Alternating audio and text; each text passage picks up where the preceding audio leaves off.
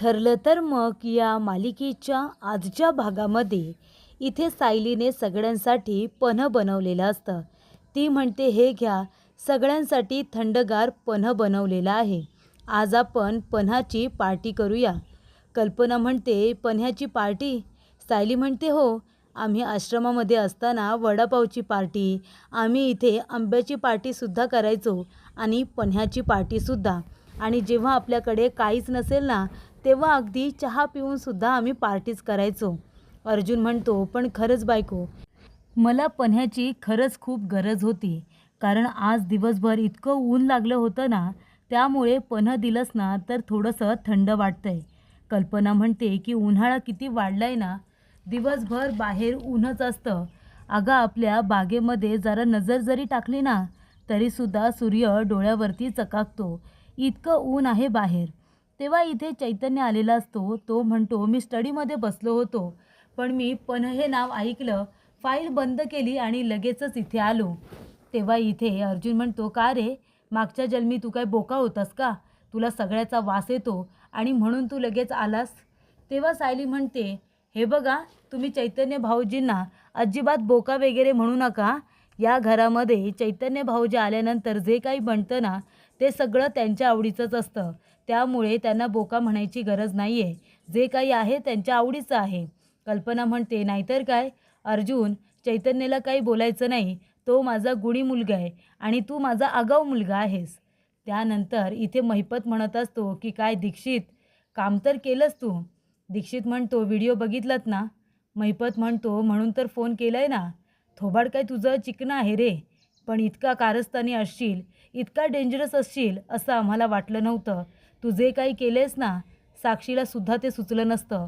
साक्षी म्हणते, अण्णा, कदाचित मला सुचलं असतंही, पण माझ्यामध्ये करण्याची हिंमत नव्हती. जे इथे सचिनने करून दाखवलंय, सचिनचं हे वेगळंच रूप मला बघायला मिळालं. तेव्हा इथे महिपत म्हणतो, दीक्षित, तू जे काही केलेस आमच्यासाठी, त्या बदल्यात तुला काही हवं आहे का? तेव्हा सचिन म्हणतो, नाही अण्णा, मी कुठल्या तरी हेतूने काहीच केलेलं नाही आहे. मी तुमची मदत केली फक्त साक्षीवरील प्रेमाखातर, म्हणून मी तुमची मदत केली, बाकी काही नाही. नागराजसुद्धा फोन घेतो आणि म्हणतो, दीक्षित, खरंच खूप महत्त्वाचं काम केलं आहेस तू. तेव्हा सचिन म्हणतो, अण्णा, नाही, मी फक्त तुम्हाला विचारतोय, जर मला काही हवं असतं तर तुम्ही मला काय दिलं असतं का? काय होतं काय तुमच्या मनात? तेव्हा इथे महिपत म्हणतो, माझ्या एवढंच मनात होतं की तुझ्यावरती कर्ज आहे ना, ते सगळं कर्ज फेडलंच म्हणून समज. तुला अजिबात काळजी करायचं काही कारण नाही आहे. तुझं जेवढं कर्ज आहे ना, तेवढा पैसा त्या माणसांपर्यंत पोचला देखील असेल. तुझं संपूर्ण कर्ज मी फेडलेलं आहे. आता तुला काळजी करायचं काही कारण नाही. तेव्हा सचिन म्हणतो, अण्णा, थँक्यू सो मच. आता पुढे काय करायचं आहे ना, ते मी तुम्हाला सांगतो. मी सगळ्याचा विचार करून ठेवला आहे. टप्प्याटप्प्याने आपल्याला पुढे जायचं आहे. सचिनचं हे क्रूर रूप बघून साक्षीसुद्धा हैराण झालेली असते. तर इथे कल्पना म्हणत असते की चला, सगळ्यांनी पन्ह घेतलं का? विमल म्हणते की वहिनी, मी जाते आणि अस्मिताताईंना त्यांच्या रूममध्येच पन्ह देते. तेव्हा चैतन्य म्हणतो की मी काय म्हणतो विमलताई, हे पन्ह तुम्ही माझ्याकडे द्या आणि मी अस्मिताईला नेऊन देतो. तुम्ही एक काम करा, तुम्ही बाकीची कामं करा. कल्पना आता जात असताना प्रिया फोनमध्ये बघत असते आणि तिचा आता धक्का लागतो. ते म्हणजे कल्पनाला धक्का लागतो आणि तेव्हा प्रेक्षकांनो, नाव मात्र प्रिया घेते विमलवरती. विमलला म्हणते, काय गं विमल, तुला नीट बघून चालता येत नाही का गं? आईला धक्का दिलास ना तू? विमल म्हणते, हे काय बोलताय तुम्ही तन्वीताई? अहो, मी कशाला वहिनीला धक्का देईल? धक्का माझा नाही, तुमचा लागला. प्रिया म्हणते, जास्त बोलू नकोस. स्वतः चूक करायची आणि आरोप मात्र माझ्यावरती टाकून मोकळं व्हायचं. एकदा का कानफट्या नाव पडलं की जो तो येणार आणि आरोप करून निघून जाणार. अगं विमल, तुझा धक्का लागला. इतकी कसली घाई लागली होती गं तुला किचनमध्ये जाण्याची की तू आईला नीट जाऊसुद्धा दिलं नाहीस? तेव्हा इथे आता कल्पना म्हणत असते, बरं ठीक आहे, जाऊ द्या. तेव्हा प्रिया म्हणत असते, नाही आई, तू यांना डोक्यावरती बसवतेस ना, म्हणून यांच्या मनाला जसं येतं ना तसे हे लोक वागतात. तेव्हा सायली म्हणते, अगं पण प्रिया, विमलताईंचा धक्का एवढा कितीसा लागणार आहे गं आईंना? सांग, त्यांना काही कळत नाही का? तेव्हा विमल म्हणते, माझ्यामध्ये आणि वहिनींमध्ये खूप फरक होता. वहिनी, तुम्हाला धक्का तन्वीताईंचा लागला, माझा नाही. माझ्यामध्ये आणि तुमच्यामध्ये खूप अंतर होतं. प्रिया म्हणते, अगं तेच तर मी म्हणते ना, तुझा धक्का मला लागला आणि मग माझा धक्का आईला. पण या घरामध्ये कुणी माझं ऐकूनच घेणार नाही आहे. इथे आता विमलची चुकी आहे, पण सगळेजण ओरडतायत मात्र मला. आता प्रत्येक वेळेला माझी चुकी असणार आहे का, सांगा बरं? तेव्हा अर्जुन म्हणतो, बरं बरं ठीक आहे, तू आता लगेच रडून आरडाओरडा करू नकोस. विमल हे बघ, तू काहीही मुद्दामून करणार नाही आहेस आम्हाला माहिती आहे. पण विमल यापुढे जरा चालताना लक्ष देत जा. मम्माला परत धक्का लागायला नको. तेव्हा विमल म्हणत असते, दादा पण मी खरंच काही मुद्दामून नाही केले. तरीसुद्धा वहिनी मी तुमची माफी मागते, पुन्हा असं नाही होणार. विमलला वाईट वाटतं, ती रडतच बाजूला जाते. अर्जुनच्या मनामध्ये तसं काही नसतं, फक्त घरामध्ये वाद नको म्हणून तो विमलला बघून चालायला सांगतो. तेव्हा इथे सायली म्हणते, विमलताई अहो धक्का लागला थोडासा, एवढी छोटीशी गोष्ट इतकी मनाला का लावून घेताय? तेव्हा विमल म्हणते, सायलीताई तुम्ही बघितलंत ना दादा कसे बोलले? तेव्हा इथे सायली म्हणते, दादा काहीही बोललेले नाही आहेत आणि जरी बोलले असतील तरी ते आईंच्या काळजीपोटी बोलले. त्यांच्या मनामध्ये तसं काही नसतं, तुम्हाला माहिती आहे ना? अहो हेच काय, आपल्या घरातले कुणी तुम्हाला काही बोलणार नाही, कारण आपलं हे जे घर आहे ना ते तुमच्यामुळे आहे. तुम्ही दिवसभर घराची काळजी घेता, आम्हा सगळ्यांची काळजी घेता, त्यामुळेच तर आपलं घर आहे की नाही. तुम्हाला कुणी काही बोलणार नाही आहे आणि यांचं बोलणं मनाला नका लावून घेऊ. त्यांच्या मनात खरंच तसं काही नव्हतं. तर इथे अश्विन आलेला असतो. प्रिया आपल्या नाटकाला सुरुवात करते. ती विचारते, अश्विन आलास का रे तू? आणि पदराने त्याचा चेहरा वगैरे पुसते. अश्विन म्हणतो, हो आलो मी, पण एरवीपेक्षा आज जरा थकलोय, ट्रॅफिक होती ना खूप. तेव्हा प्रिया म्हणते, बरं सांग तू अश्विन, तुला काय आणू? कॉफी आणू की पन्ह? सायलीने सगळ्यांसाठी पन्हसुद्धा बनवले. तेव्हा अश्विन म्हणतो, हो का? नाही ठीक आहे, मग माझ्यासाठी ना पन्हच आण. कल्पना म्हणते, काय गं सायली? प्रिया ठीक आहे ना? नाही आज एवढी अश्विन बरोबर गोड गोड बोलते ना म्हणून म्हटलं. अर्जुन म्हणतो की तिला नक्कीच आपल्या अश्विनकडून काहीतरी हवं असेल म्हणून तर इतकी गोड गोड बोलते ना. तेव्हा अश्विन म्हणतो की ठीक आहे तन्वी, माझ्यासाठी कॉफी नको, पन्ह केले ना माझ्यासाठी पन्ह घेऊन ये, मला ते खूप आवडतं. तेव्हा प्रेक्षकांनो इथे आता लगेचच ती धावत पळत जाते अश्विनसाठी पन्ह आणायला.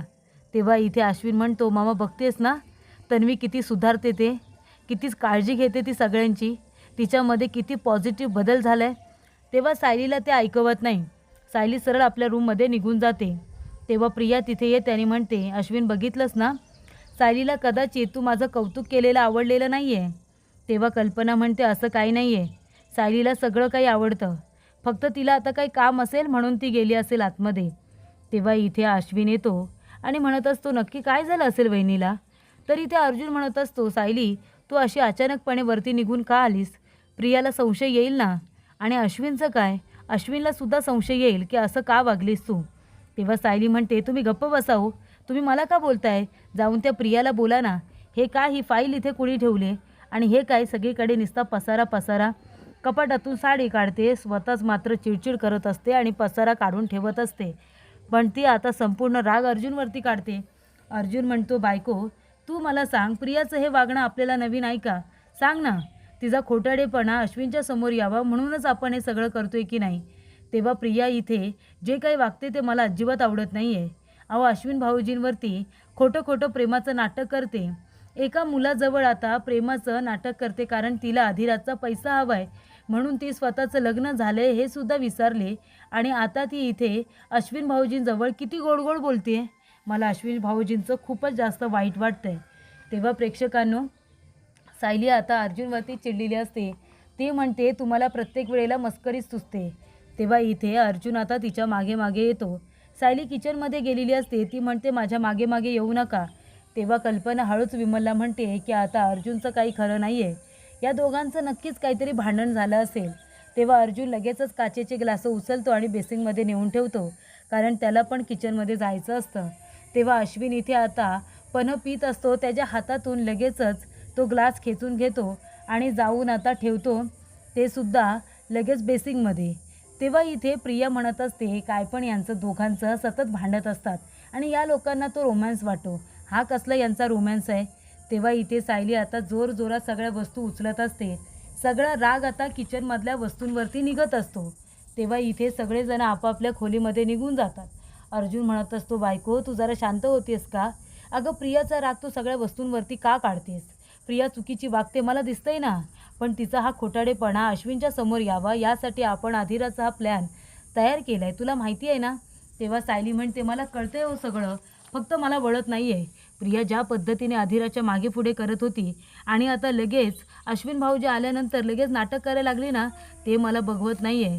ती आपल्या अश्विन भाऊजींना फसवते ना, त्यामुळे अश्विन भाऊजींचं मला वाईट वाटते, मला रडू येते त्यांच्यासाठी. मला बघवत नाही आहे ती प्रिया कशा पद्धतीने आपल्या भाऊजींना फसवते. तेव्हा इथे अर्जुन म्हणतो या सगळ्याला तो सुद्धा जबाबदार आहे ना, कारण का ती कितीही चुकीची वागली तरी अश्विनने तिच्या चुकांना दुजोरा दिला आहे. तिच्या चुका नेहमी पाठीशी घातल्यात. तिने पैसे मागितले याने दिले, ती बाहेर गेली याने पाठवलं.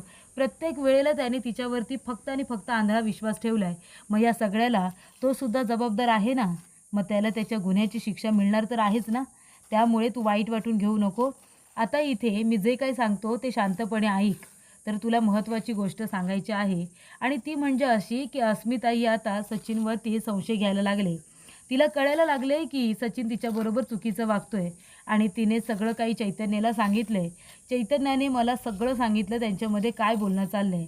सचिनचं कारस्थान उघडं पाडण्यासाठी अस्मिताईने एकदम योग्य व्यक्तीची निवड केली आणि ती व्यक्ती म्हणजे चैतन्य. तो दोघेजण मिळून आता सचिनचा पर्दाफाश करतील. तेव्हा प्रेक्षकांनो, प्रिया आता इथे अधिराचा मेसेज बघत असते. त्याने जॉईन लेटर पाठवले की नाही ते आता तिला बघायचं असतं आणि अजून एक महत्त्वाचं लेटर तिला हवं असतं. गुलाबच्या घरावरती अतिक्रमण होणार आहे, ते पाडण्यात येणार आहे कारण तिचं घर बेकायदेशीर आहे अशा पद्धतीची नोटीस तिने तयार करून मागितलेली असते. पण ती नोटीससुद्धा प्रियाकडे आलेली असते. प्रियाच्या आता एकाच दगडामध्ये तिने 2 पक्षी मारलेले असतात. एकतर तिला जॉब लेटर आलेलं असतं आणि दुसरं म्हणजे इथे आता शांताचं घर कसं बेकायदेशीर आहे याचं लेटरसुद्धा तिने तयार करून मागितलेलं असतं. त्यासाठी तिने खूप पैसे खर्च केलेले असतात. जेव्हा ते लेटर येतं ना तेव्हा ती करते येस, तिला खूप आनंद झालेला असतो. तेव्हा अश्विन म्हणतो काय गं तन्वी, तुला इतका कसला आनंद झाला आहे, दाखव तरी मोबाईलमध्ये काय बघतेस, बघू दे मला. तेव्हा प्रिया म्हणते की अश्विन मी जॉब करणार आहे. तेव्हा अश्विन म्हणतो जॉब करणार आहे म्हणजे हे कधी ठरवलंस तू आणि मला त्याबद्दल तू काहीही सांगितलेलं नाही आहेस. ती म्हणते अरे सांगणार कधी, अचानकच घडलं. आता मी एवढं फॅशन डिझायनिंग केलं आहे, मग शिक्षण वाया कशाला घालवायचं, शिक्षणाचा काहीतरी उपयोग केला पाहिजे ना. माझ्या मैत्रिणी मला सांगितलं की एक अधिराज फॅशन इंडस्ट्री आहे म्हणून, त्याच्यामध्ये वेकेन्सीज आहेत, जर तुला हवं असेल तर तू ॲप्लिकेशन भर. तेव्हा मी अप्लाय केलं आणि बघ ना त्यांनी मला जॉईनिंग लेटरच पाठवलं, मी जॉईन होऊ ना. तेव्हा अश्विन म्हणतो अरे वा, ही तर चांगली गोष्ट आहे, उलट तू तुझ्या शिक्षणाचा काहीतरी चांगला फायदा करतेस हे बघून मला खरंच खूप छान वाटते. तू एक काम कर, तू उद्यापासूनच कामाला सुरुवात कर. ती म्हणते मला उद्यापासूनच जायचं आहे.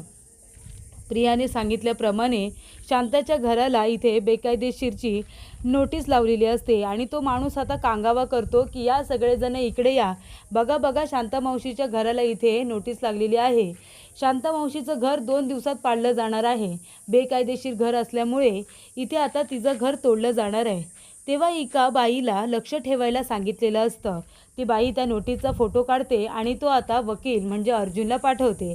तेव्हा ती म्हणत असते की अर्जुन साहेब, तुम्हाला एक मी फोटो पाठवले बघा, शांता मावशीचं घर बेकायदेशीर आहे आणि ते 2 दिवसांमध्ये तोडलं जाणार आहे असं आता सांगितलं जातं आहे. तेव्हा तुम्ही एक काम करा, शांता मावशीला हा निरोप द्या, नाहीतर त्यांचं घर पाडलं जाईल. सगळेजण टेन्शनमध्ये येतात की शांता मावशीचं घर तर बेकायदेशीर नाही आहे, ती अचानकपणे गेली तरी कुठे. ही गोष्ट अश्विनला फोन करून सांगितलेली असते. तेव्हा अर्जुन म्हणतो काळजी करू नका, तुमचं काम आता मी व्यवस्थितरित्या करतो आहे. नक्की ती नोटीस कुणी पाठवले, कशा पद्धतीने वापरले ते मी चेक करतो.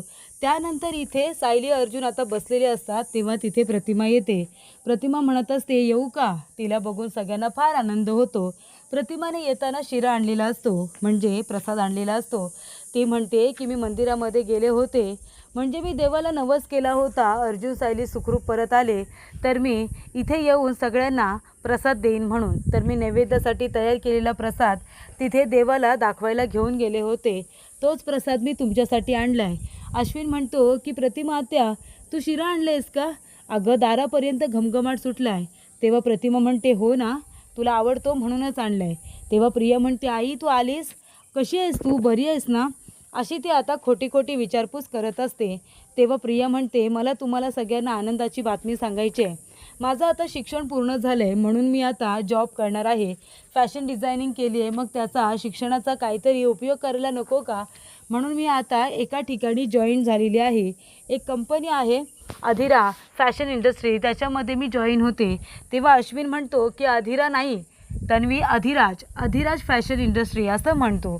ती म्हणते, नाही रे, अरे बघ रे, तुझ्यासुद्धा लक्षात राहत नाही का? अधिराज नाही, अधिरा फॅशन इंडस्ट्री आहे. तेव्हा तो म्हणतो, बघू दे. तेव्हा इथे प्रिया म्हणते, अरे आईला पण असंच व्हायचं रे, आईच्यासुद्धा काय गोष्टी घडत आहेत त्या लक्षात नाही राहायच्या, मग मी तिला लक्षात आणून द्यायचे. अश्विन, तुझ्याकडे सुद्धा आता लक्ष द्यावं लागणार आहे का मला? बघ रे बाबा, गोष्टी विसरत जाऊ नको आत्तापासूनच. तेव्हा इथे प्रिया म्हणते, बरं ठीक आहे, मी जाते हा, पहिलाच दिवस आहे, उगाच उशीर व्हायला नको, चला निघते मी. प्रिया म्हणते, चला, कसं गुंडाळलं याला, म्हणजे आता रात्री बेरात्री आले तरीसुद्धा कुठल्या मुलाबरोबर आहे असा संशय अश्विनला येणार नाही. अधिराबरोबर म्हणजे एका मुलीबरोबर आहे असंच वाटेल. तेव्हा इथे अश्विन विचारात पडतो. कल्पना म्हणते, काय रे अश्विन, काय झालं? अश्विन म्हणतो, नाही मम्मा, माझ्याकडून अशी कधी चूक होत नाही. एकदा वाचलेलं माझ्या लगेच लक्षात राहतं. रात्री मी अधिराजच वाचलं होतं, पण आता अधिरा कसं झालं खरंच मला कळत नाही आहे. पण काही हरकत नाही, मी आता लक्ष ठेवेन, गोष्टी विसरून जमणार नाहीत, नाही का? तेव्हा इथे सायली म्हणत असते, बघितलंत ना, तिने इथे अधिराचं अधिरा करून टाकलं. प्रतिमा म्हणते, प्रिया असं मुद्दामून माझ्या बाबतीत सुद्धा करायची, मला सुद्धा लक्षात असलं तरी म्हणायची लक्षात नाही आहे, मला सुद्धा ती असंच गुंडाळायची. तेव्हा सायली म्हणते, आणि आता तेच ती इथे अश्विन भाऊजींच्या बाबतीत करते, पण तिला माहिती नाही आहे ती कुणाशी पंगा घेते. आता तिला तिच्या ह्या प्लॅनमध्ये नाही अडकवलं ना तर नाव नाही सांगणार सायली म्हणून, असं आता सायलीने ठरवलेलं असतं. तर पुढील भागामध्ये शांता अर्जुनला म्हणत असते की साहेब, माझ्या डोक्यावरचं छप्पर गेलं तर माझं काय होईल हो? एकमेव आधार आहे माझा तो, माझं घर वाचलंच पाहिजे.